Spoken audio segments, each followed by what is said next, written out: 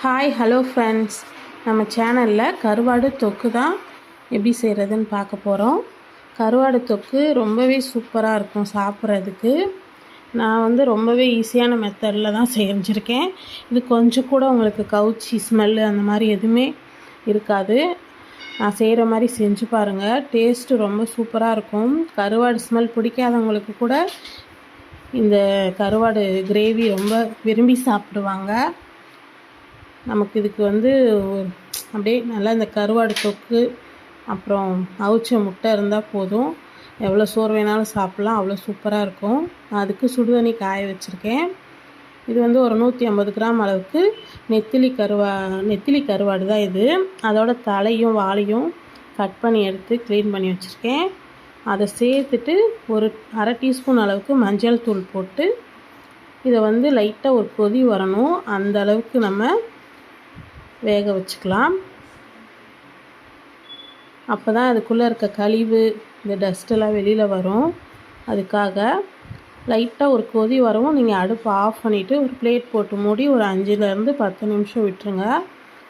அதுக்கப்புறம் நம்ம ஓப்பன் பண்ணி பார்த்துட்டு தண்ணி இதே மாதிரி வடித்து எடுத்துக்கலாம்.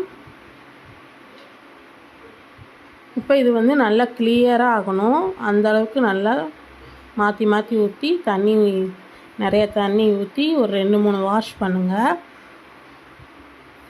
இப்போ தண்ணி பார்த்திங்கன்னா உங்களுக்கே தெரியும், நல்லா கிளியராக இருக்குது. இதை ஒரு பிளேட்டில் எடுத்து வச்சுருக்கேன். இப்போ கடாயில் நல்லெண்ணெய் ஊற்றி நம்ம கருவாடு தொக்கு செஞ்சால் நல்லா வாசனையாக சாப்பிடவும் ரொம்ப நல்லாயிருக்கும். ஒரு 2 டேபிள் ஸ்பூன் நல்லெண்ணெய் ஊற்றிட்டு நம்ம க்ளீன் பண்ணி எடுத்து வச்சுருக்க கருவாடை சேர்த்துட்டு லைட்டாக வதக்கி விடுங்க. நம்ம கருவாடு தொக்குக்கு கருவாடை இந்த மாதிரி ஃப்ரை பண்ணிவிட்டு தான் நம்ம செய்யணும். அப்போ தான் நல்லா வாசனையாக சாப்பிட்றதுக்கும் நல்லா டேஸ்ட்டாக இருக்கும் கருவாடு.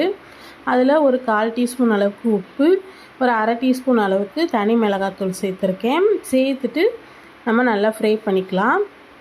ஃப்ரை பண்ணிவிட்டு இதை நம்ம தனியாக ஒரு பிளேட்டில் எடுத்து வச்சிடலாம். நீங்கள் வெறுமனே இந்த கருவாடை அப்படியே சாப்பிட்டா கூட ரொம்ப சூப்பராக இருக்கும். அப்படியே மீன் வறுவல் மாதிரி இருக்கும் சாப்பிட்றதுக்கு. மீனவே நல்லா மொறுன்னு ரோஸ்ட் பண்ணி சாப்பிட்டா எப்படி இருக்கும் அந்த மாதிரி இருக்கும். இப்போ இதை எடுத்து நம்ம பிளேட்டில் வச்சிடலாம். இப்போ இதே கடாயில் இன்னும் ஒரு 2 டேபிள் ஸ்பூன் அளவுக்கு நல்லெண்ணெய் ஊற்றிக்கலாம்.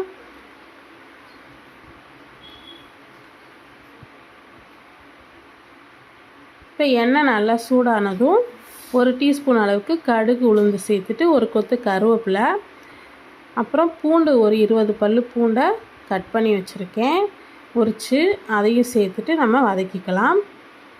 இப்போ இந்த பூண்டு சேர்த்துட்டு ஒரு 2 நிமிஷம் வதங்கின அப்புறம் ஒரு 2 வெங்காயம், மீடியம் சைஸ் வெங்காயம் 2 வெங்காயம் பொடியாக கட் பண்ணி சேர்த்துக்கோங்க. சின்ன வெங்காயம்னா ஒரு 20லேருந்து 25 வெங்காயம் சேர்த்துக்கோங்க. சேர்த்துட்டு இந்த வெங்காயம் லைட்டாக வதங்கினதும் குழம்பு மிளகாத்தூள் 1 டேபிள் ஸ்பூன், தனி மிளகாத்தூள் 1 டீஸ்பூன், 2 பச்சை மிளகா, ஒரு அரை டீஸ்பூன் அளவுக்கு உப்பு, 1/4 டீஸ்பூன் அளவுக்கு மஞ்சள் தூள் சேர்த்துட்டு நல்லா வதக்கிக்கலாம். இந்த எண்ணெயிலேயே இந்த மசாலாவை வதக்கிடுங்க. அதுக்கப்புறம் நம்ம கருவாடு தொக்குக்கு வெங்காயத்தை விட தக்காளி அதிகமாக போடணும். நான் ஒரு 5 தக்காளி போட்டிருக்கேன். இப்போ தக்காளி போட்டு தக்காளி லைட்டாக வதங்கினதும் ரொம்பலாம் வதக்க வேணாம், சும்மா லைட்டாக கிளறி விட்டுட்டு உடனே இந்த கருவாடை சேர்த்துருங்க. இந்த தக்காளி நல்லா மசிய வேகணும். வேகிற டைமில் இந்த கருவாடும் நல்லா மிக்ஸ் ஆகி வெந்துடும். தொக்கு நல்ல ஃப்ளேவராக சாப்பிட்றதுக்கு ரொம்ப டேஸ்ட்டாக இருக்கும். அப்புறம் இதில் ஒரு அரை டேபிள் ஸ்பூன் அளவுக்கு சோம்புத்தூள் போட்டிருக்கேன். போட்டுட்டு மூடி போட்டு ஒரு 10 நிமிஷம் விடுங்க. தக்காளி நல்லா கொலைய இந்த மாதிரி வெந்து வந்துடும், கருவாடும் இதோடு சேர்ந்து வேகும்.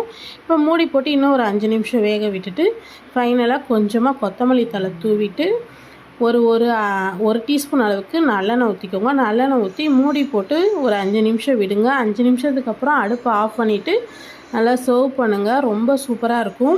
இது 2 நாள் வரைக்கும் நம்ம கெட்டு போகாமல் வச்சு ஸ்டோர் பண்ணி சாப்பிட்லாம். ரொம்பவே சூப்பராக இருக்கும். பிடிச்சிருந்தா லைக் பண்ணி சப்ஸ்கிரைப் பண்ணுங்கள். உங்கள் ஃப்ரெண்ட்ஸ் அண்ட் ஃபேமிலிக்கு ஷேர் பண்ணுங்கள். தொடர்ந்து நம்ம சேனலுக்கு உங்கள் ஆதரவை கொடுங்க. நான் இன்னொரு வீடியோவில் சந்திக்கிறேன். பாய்.